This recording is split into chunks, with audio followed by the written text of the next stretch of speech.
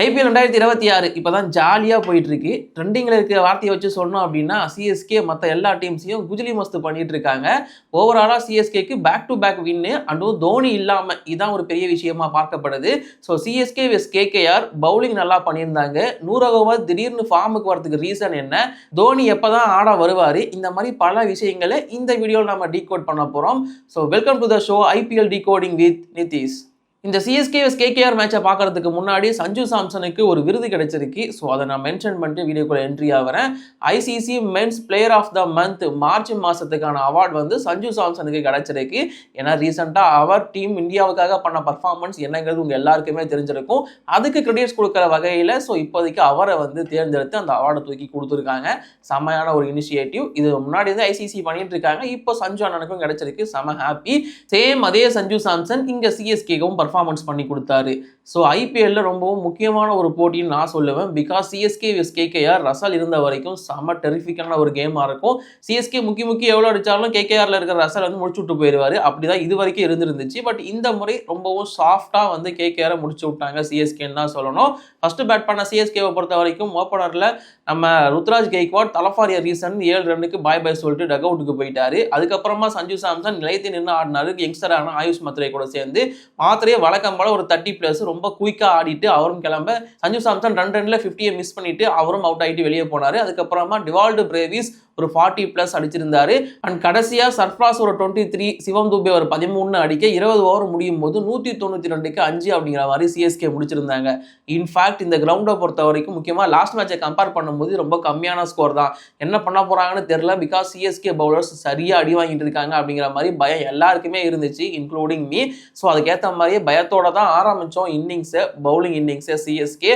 So அதுக்கப்புறம் KKR பேட்டர்ஸை பொறுத்த வரைக்கும் அவங்க ஒரு புது பிளான் இல்லை பழைய பிளான் புதுசாக மாற்றி கொண்டு வந்திருந்தாங்க. வழக்கமாக ரகானே தானே ஓப்பனிங் வருவார். இந்த வாட்டி ரகானே இல்லைப்பா நான் வரல, நான் வந்தால் கொஞ்சம் அடிக்கிறாங்க, நான் ஓப்பனிங் வராமல் ஃபின்னாலன்னு நரயன் அனுப்புறேங்கிற மாதிரி அனுப்பிச்சு விட்டாரு. அவரே வந்திருக்கலாம், இன்னிங்ஸை கொஞ்சம் ஜெயிச்சியாச்சு இருந்திருப்பாங்க. ஸோ நரயன் வந்தால் ஃபின்னாலன் அவுட் ஆகி வெளியே போயிட்டாரு. ஸோ அதுக்கப்புறமா நரயனோட பேட்டிங் 20+ போகிற அளவுக்கு ஓரளவுக்கு நல்லா தான் இருந்துச்சு. தென் வழக்கம் போல் ரஹானேவும் ரகுவன்ஷியும் கொஞ்சம் ரன்னை தேர்த்துனாங்க. மற்றவங்க யாருமே பெருசாக ஆடலை. தென் கீழே ரோமன் பவல் கொஞ்சம் இன்னிங்ஸ் ஆடி இருந்தார். அண்ட் அமன்தீப் சிங்கோட இன்னிங்ஸும் கொஞ்சம் நல்லா இருந்துச்சு. மற்றபடி யாருமே பெருசாக பர்ஃபார்மன்ஸ் பண்ணலங்கிறது தான் உண்மை. அண்ட் கேகேஆர் சார்பாக ஸோ எல்லா பேட்டர்ஸும் இதே மாதிரி பர்ஃபார்மன்ஸ், ரொம்ப ஆவரேஜான பர்ஃபார்மன்ஸ் தான் கொடுத்துட்டு இருக்காங்க.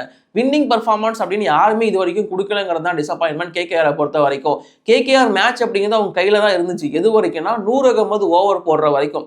ஏன்னா 100 உள்ள என்ட்ரி ஆகி ஓவர் போட ஆரம்பிச்சாரு. அதுக்கப்புறமா விக்கெட்ஸ் அப்படியே சரிஞ்சிட்டே இருந்துச்சு. அண்ட் 100 தான் இந்த போட்டியோட பிளேயர் ஆஃப் த மேட்ச் அப்படிங்கிறது உங்க எல்லாருக்குமே தெரிஞ்சிருக்கும். அண்ட் பவுலிங்ல ஒரு சின்ன சேஞ்ச், அதாவது கடைசி 4 கேம் இல்லாத ஒரு சின்ன சேஞ்ச் 100 இந்த மேட்ச்ல வந்து இருந்துச்சு. அதனாலவே கை கொடுத்தும் இருந்துச்சு. இதை பத்தி சிஎஸ்கேவோட அசிஸ்டன்ட் கோச் ஸ்ரீதரன் ஸ்ரீராம் சொன்னது என்ன அப்படின்னு பார்த்தீங்கன்னா, 100 கேகேஆர் போட்டிக்கு முன்னாடி தோனி கிட்ட பல மணி நேரம் உட்காந்து பேசியிருக்காரு. தோனி வந்து செமையான ட்ரிக்ஸ் அண்ட் அட்வைஸை வந்து 100 கிட்ட கொடுத்துருக்காரு கேகேஆர் போட்டிக்கு முன்னாடி. அது ரொம்பவும் எஃபெக்ட்ஃபுல்லா இருந்துச்சு. அந்த எஃபெக்ட்னஸ் தான் மேட்ச்ல வந்து 100 பிளேயர் ஆஃப் த மேட்ச் வாங்குறதுக்கு ரொம்ப ஹெல்ப்ஃபுல்லா இருந்துச்சு. அதாவது தோனி கொடுத்த ஐடியா 100 போட்ட பந்து விக்கெட் எடுத்து கொடுத்துச்சு அப்படிங்கிற மாதிரி ஸோ அவர் சொல்லியிருந்தாரு. ஸோ இதற்கு பின்னாடி இந்த மாதிரி ஒரு சூட்சமம் இருந்திருக்கு அப்படிங்கிறது நமக்கு லேட்டராக தான் புரிஞ்சது. நான் முன்னாடியே சொன்ன மாதிரி சிஎஸ்கே பவுலர்ஸ் எல்லாருமே ரன்னை லீக் பண்ணவங்களா தான் இருந்தாங்க. லாஸ்ட் மேட்ச்ல இருந்து அது கொஞ்சம் கம்மியாச்சு. இன்ஃபேக்ட் இந்த மேட்சுமே குர்ஜப்னீத் சிங்கும் ஜேமி ஓவர்டனும் கொஞ்சம் லீக் பண்ணிட்டு தான் இருந்தாங்க. பட் இருந்தாலும் மற்ற எல்லா பவுலர்ஸும் சூப்பராக போட்டிருந்தாங்க. கலீல் அகமதை பொறுத்த வரைக்கும் விக்கெட் 1 மட்டுமே எடுத்திருந்தாலும் அவரோட எக்கானமி ரொம்பவும் சூப்பராக இருந்துச்சு. 3.5 ஓவர் போட்டு 6 சம்திங் தான் எக்கானமியை கொடுத்துருந்தாரு. இது இல்லாமல் 100 3 விக்கெட், அன்சுல் கம்போஜோட 2 விக்கெட்னு சொல்லிட்டு சிஎஸ்கே பவுலிங் யூனிட் இப்போ ரொம்ப ஸ்ட்ராங்காக தெரியுது. அதான் உண்மை. ஸோ ஓவரால் பார்க்கும்போது சிஎஸ்கே பவுலிங் யூனிட்டும் ஸ்ட்ராங் ஆகிடுச்சு. அந்த பக்கம் சிஎஸ்கேவோட பேட்டர்ஸும் பெருசாக ஃபார்முக்கு வந்துட்டாங்க, ருத்ராஜ் கெய்க்வாடை தவிர. ஸோ இதனால் பார்க்க டீம் கொஞ்சம் பேலன்ஸ்டாக சூப்பராக தெரியுது. இதுக்கப்புறம் இந்த டீம் எப்படி கொண்டு போக போகிறாங்க, இதுக்கப்புறம் இந்த டீமோட அப்ரோச்சஸ் எப்படி இருக்குது, இது ரெண்டுமே ஹோம் கேம். ஸோ கொஞ்சம் ஈஸியாகவே வின் பண்ணிட்டாங்க. அவே கேமில் உங்களோட பர்ஃபார்மன்ஸ் எப்படி இருக்க போகுது, அவே கிரவுண்ட்ஸ் இவங்க எப்படி அக்செப்ட் பண்ணிக்க போகிறாங்க அப்படிங்கிற பல கேள்விகள் இப்போ சிஎஸ்கே பிளேயர்ஸ் மேலே இருக்குது. பார்ப்போம். ஏன்னா ஃபர்ஸ்ட் 3 மேட்ச் வந்ததுக்கு அப்புறமா இதெல்லாம் டீமே கிடையாது, இவங்க ஒரு போட்டி கூட ஜெயிக்கவே போகிறது கிடையாதுங்கிற மாதிரி எக்கச்சக்க பேர் சொல்லிட்டு இருந்தாங்க. அது எல்லாத்தையும் உடச்சி தவிடு பொடியாக்கிட்டு தான் இப்போ இந்த 2 வின் பெற்றிருக்காங்க. 2 வின் ஆனது மட்டும் இல்லாமல் இப்போ டேபிளில் 8th பிளேஸுக்கும் முன்னேறிக்காங்க சிஎஸ்கே. இப்போ 9th பிளேஸில் மும்பை இந்தியன்ஸ், 10th பிளேஸில் கேகேஆர். அண்ட் கேகேஆர் ஒரு மோசமான ரெக்கார்டு இந்த மேட்ச்ல பண்ணியிருந்தாங்க. என்ன அப்படின்னு பார்த்தீங்கன்னா, கேகேஆர் ஐபிஎல் வரலாற்றிலே முதல் 5 போட்டிகளில் வின்னே இல்லாமல் போகிறது இந்த சீசன் தான் அது முதல் முறை அப்படிங்கிறது சொல்லப்பட்டிருக்கு. இதுக்கப்புறம் டீம்ல சேஞ்சஸ் இருக்குமா இல்லை வேற ஏதாச்சும் மாற்ற போறாங்களா என்ன அப்படிங்கிறது எதுவுமே தெரியல. ஸோ இங்கே வந்து பார்த்தீங்கன்னா அபிஷேக் நாயர் கையில் எடுத்த 2 டீம், உமன்ஸ் பிரீமியர் லீக்ல ஒரு டீம் யூபி வாரியர்ஸை கையில் எடுத்திருப்பாரு, அதுவும் கொஞ்சம் மோசமான பர்ஃபார்மன்ஸ் தான். ஸோ இங்கே கேகேஆர் கையில் எடுத்திருப்பாரு, ஸோ இதுவும் கொஞ்சம் மோசமாக தான் போயிட்டு இருக்கு. இதுல இருந்து எப்படி கம்பேக் கொடுக்க போறாங்க, இதுக்கப்புறம் மீண்டு வர போறாங்களா இல்லையா தெரியல, பொறுத்திருந்து பார்ப்போம். இப்போ எல்லாருமே எதிர்பார்த்துட்டு இருந்தா அந்த விஷயத்துக்குள்ள வரேன். தோனி வருவாரா மாட்டாரா, வந்தா எப்போ வருவார், இந்த கேள்வி எக்கச்சக்கமாக எங்கிட்டையும் கேட்கப்படுது அண்ட் எல்லாருக்கிட்டையும் கேட்கப்பட்டு இருக்கு. தோனி இன்ஜுரி காரணமாக 2 வாரம் ஆட மாட்டார் அப்படிங்கிறத எல்லாருமே சொல்லியிருந்தாங்க. இன்ஃபேக்ட் நான் வந்து ஒரு சில இடத்துல என்கிட்ட கேட்டவங்க கிட்ட நான் சொன்னது என்னன்னு பார்த்தீங்கன்னா, தோனி 2 வாரம் கிடையாது, ஃபர்ஸ்ட் 6 போட்டிகள் அவர் ஆட போகிறது கிடையாதுங்கிறத மென்ஷன் பண்ணியிருந்தேன். பிகாஸ் அவரோட இன்ஜுரி அப்படிங்கிறது சரியாகுமா ஆகாதாங்கிறது அவருக்கும் தெரியாது அண்ட் ஏன் டாக்டர்ஸுக்கு சரியாக தெரியாது எப்போ ரிகவர் ஆகும் அப்படிங்கிறது. ஸோ இதனால் அந்த காஃப் இன்ஜுரி அப்படிங்கிறது கொஞ்சம் டிஃபிகல்ட்டான இன்ஜுரி, கொஞ்சம் அவர் ஸ்ட்ரெயின் பண்ணால் கூட அந்த இன்ஜுரி பெருசாகி அவர் ரூல்ட் அவுட் ஆகவே வாய்ப்பு இருக்குது அப்படிங்கிற சுச்சுவேஷன். ஸோ அதனால் அவரை வந்து ரிஸ்க் எடுக்க வைக்க மாட்டாங்க அப்படின்னு தான் எதிர்பார்த்தேன். ஃபஸ்ட்டு 3 போட்டி தோத்த உடனே கண்டிப்பாக அடுத்த மேட்ச் தோனி ஆடியே ஆகணும் டெல்லிக்கு எதிராக, தோனி ஆடாலாம் அந்த டீம் ஜெயிக்காதுங்கிற மாதிரிலாம் நிறைய பேச ஆரம்பிச்சிட்டாங்க. பட் மேனேஜ்மெண்ட் கரெக்டாக இருந்தாங்க, இல்லை தோனி ஆட மாட்டாருங்கிறதுல. ஸோ அதே மாதிரி தோனி ஆடலை, பட் இருந்தாலும் டிசிக்கு எதிராக ஒரு வெற்றி, இப்போ கேகேஆருக்கு எதிராக ஒரு வெற்றி பெற்றிருக்காங்க சென்னை சூப்பர் கிங்ஸ். இப்படி இருக்கிறப்போ தோனி வரது கொஞ்சம் ஸ்லோவாகவே இருக்கட்டும் அப்படிங்கிறது தான் எல்லாரோட மனப்பான்மையாகவுமே இருக்கும். தோனி இன்ஜுரி காரணமாக இத்தனை மேட்சஸை மிஸ் பண்ணுறது எல்லாமே ஐபிஎல் வரலாற்றில் ரொம்ப ரேரான ஒரு விஷயம், அது இப்போ நடந்துட்டு தான் இருக்குது. அண்ட் ரீசெண்டாக ஸ்டீஃபன் பிளமிங்குமே என்ன சொல்லியிருக்காருன்னா, தோனி வந்து இப்போதைக்கு ஃபிட்டாக தான் இருக்காரு, ப்ராக்டிஸ்லாம் பண்ணிட்டு இருக்காரு, நீங்களே வீடியோஸ் பார்த்துருப்பீங்க. ஸோ அவர் ஆடக்கூடிய நிலைமையில தான் இருக்காரு. பட் இப்போதைக்கு நாங்கள் கொண்டு வர ஐடியாவில் இல்லை அப்படிங்கிற மாதிரி சொல்லியிருந்தாரு கேகேஆர் போட்டிக்கு முன்னாடி. பட் இப்போ எஸ்ஆர்ஹெச் போட்டிக்காக அவரை கொண்டு வரதுக்கான ஐடியா இருக்கு அப்படிங்கிற மாதிரி சொல்லப்பட்டிருக்கு.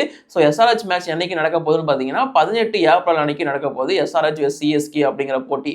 ஸோ இந்த போட்டிக்கு கண்டிப்பாக தோனியை கொண்டு வரதுக்கான ஐடியா அவங்ககிட்ட இருக்கு. ஸோ இப்போ தோனி உள்ள வந்தாருன்னா அவர் யாருக்கு பதிலாக வருவார் அப்படிங்கிற கேள்வி எல்லாருக்குள்ளேயுமே இருக்கும். தோனி உள்ள வந்தாருன்னா சர்ஃப்ராஸ் கானுக்கு பதிலாக ரீப்ளேஸ் பண்ணாதான் உள்ள வர வாய்ப்பு இருக்கு.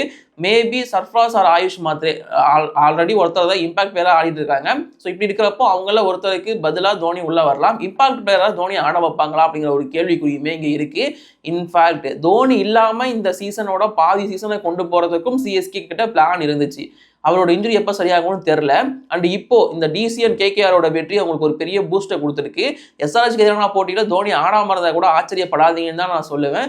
பிகாஸ் இந்த டீமை கொஞ்சம் கட்டமைச்சு கொண்டு போங்க அப்படிங்கிறது அவங்களோட பிளானாக இருக்கலாம். ஏன்னா இந்த டீம் திரும்பவும் தோனிக்கு இன்ஜுரி ஏற்பட்டுச்சுன்னா திரும்ப இந்த டீமை செட் பண்ணுற மாதிரி இருக்கும். ஸோ தோனியோட பிளேஸுக்கு திரும்ப ஒருத்தர் பிளேஸ் பண்ணுற மாதிரி இருக்கும். ஸோ இந்த மாதிரி ஒரு பிரச்சனையில் மாட்டுவாங்க அப்படிங்கிறதுனால ஸோ இது தோனி இல்லாமல் கூட ஆடுறதுக்கான வாய்ப்பு இருக்குது. பட் நான் முன்னாடியே சொன்ன மாதிரி இல்லை ப்ரெடிக்ட் பண்ண மாதிரி வந்து 6 போட்டிகள் தோனி ஆடாமல் தான் இருக்க போறாரு அப்படிங்கிறது தெரிய வந்திருக்கு. தோனி வந்தாருன்னா கண்டிப்பாக இப்போ டிக்கெட் ரேட்லாம் கொஞ்சம் கம்மியாக இருக்குது. இன்ஃபேக்ட் செக் பண்ணி பார்த்தா டிக்கெட் ரேட் எல்லாமே கம்மியாக இருக்குது. தோனி ஆட வந்துட்டாருன்னா சேப்பாக்கு மட்டும் கிடையாது, எக்கச்சக்கமாக எல்லா கிரவுண்ட்லேயும் டிக்கெட் ரேட் அப்படிங்கிறது இன்க்ரீஸ் ஆகும். இது எல்லாருக்குமே தெரியும் because of Dhoni. So Dhoni உள்ள வரதுக்கான எல்லா வாய்ப்புமே இருக்குது எஸ்ஆர்ஹெச் சிஎஸ்கே போட்டியில இருந்து. ஸோ ஒரு ஆல்மோஸ்ட் 100% ஃபிட் அப்படிங்கிற மாதிரி சொல்லிட்டு இருக்காங்க. ஸ்டீஃபன் பிளமிங்கோட ஸ்டேட்மெண்ட்டும் அப்படி தான் இருந்துச்சு. ஸோ மேனேஜ்மெண்ட் ரெடியாக தான் இருக்காங்க தோனியை ஆட வைக்கிறதுக்கு. பட் தோனி ரெடியா இல்லையா அப்படிங்கிறது தோனி தான் சொல்லணும். ஸோ இப்போ இருக்கிற ஒவ்வொரு பிளேயர்ஸுக்கும் அவர் அட்வைஸ் கொடுக்கறத நம்மளால பார்க்க முடியுது. எஸ்பெஷலி நூர் அகமதுக்கு அவர் கொடுத்த அட்வைஸ் தான் கேகேஆருக்கு எதிராக நல்ல பர்ஃபார்மன்ஸ் கொடுக்க ஹெல்ப் பண்ணிச்சு. அதுக்கு முன்னாடி ஜேமி ஓவர்டன் கூட பேசியிருக்காரு. அண்ட் தென் சஞ்சு சாம்சன் கூடயும் அவர் பேசியிருக்காரு அப்படின்னு சொல்லப்படுது. ஏன் ருத்ராஜ் கிட்ட மட்டும் பேசலான்னு தெரியல. ருத்ராஜ் பர்ஃபார்மன்ஸ் மட்டும் மேட்சுக்கு மேட்ச் மோசமாக போயிட்டு இருக்கு. ஸோ அவர்கிட்டயும் கொஞ்சம் பேசுங்க தலை அப்படின்னு தான் நம்ம கேட்க முடியும், வேற என்ன பண்ண முடியாது. ஸோ இந்த மாதிரி நிறைய பிளேயர்ஸ் கிட்ட ஒரு மென்டாரா கைடன்ஸ் கொடுத்துட்டு இருக்காரு சிஎஸ்கே பிளேயர்ஸ் கிட்ட. ரீசெண்டா அவங்க ஜாலியான வீடியோஸ் எல்லாம் வேற ரிலீஸ் பண்ணியிருந்தாங்க. ஸோ தோனி நல்லா தான் டீம் கூட டிராவல் பண்ணிட்டு தான் இருக்காரு. பட் ஆடுறதுக்கு மட்டும் இன்னும் அவர் ரெடியா இல்லை அப்படிங்கிறது தெரியுது. அவர் மனதளவில் ரெடியா இல்லை, உடம்பளவில் ரெடின்னு தான் நான் நினைக்கிறேன். அண்ட் இது மட்டும் இல்லாமல் சிஎஸ்கேக்கு ஒரு நல்ல ரெக்கார்ட் இருக்கு. தமிழ் புத்தாண்டு அன்னைக்கு சென்னை சூப்பர் கிங்ஸ் ஆடின எந்த ஒரு போட்டியும் அவங்க தோத்ததே கிடையாதான். ஸோ ஏப்ரல் 14 அன்னைக்கு இது வரைக்கும் சிஎஸ்கே 4 போட்டி கிட்ட ஆடி இருக்காங்கன்னு நினைக்கிறேன். எதுலையுமே சிஎஸ்கே தோத்ததே இல்லையா, அந்த அளவுக்கு ஒரு நல்ல ரெக்கார்டு வச்சிருக்காங்க. ஸோ இந்த மாதிரி சிஎஸ்கேக்கு எல்லாமே இப்போதைக்கு நல்லதாகவே மாறிட்டு இருக்கு, எல்லாமே பாசிட்டிவ் நோட்டாக மாறிட்டு இருக்கு. இது இப்படியே கொண்டு போயிட்டு டாப் 4ல முடிக்கிறாங்களா இல்லையா அப்படிங்கிறதெல்லாம் பொறுத்திருந்து பார்ப்போம். அண்ட் சிஎஸ்கேவோட அடுத்த போட்டி எஸ்ஆர்ஹெச் வெஸ் சிஎஸ்கே. ஸோ அதுக்கு தோனி ஆட வரணுமா, எத்தனை பேர் தோனி வரணும் வந்து ஆடணும்னு எக்ஸ்பெக்ட் பண்றீங்க அப்படிங்கிறத மறக்காம கீழே கமெண்ட்ல சொல்லிட்டு போங்க. இப்போதைக்கு இந்த வீடியோ நான் முடிச்சிருந்தேன் கைஸ். Bye bye, thank you.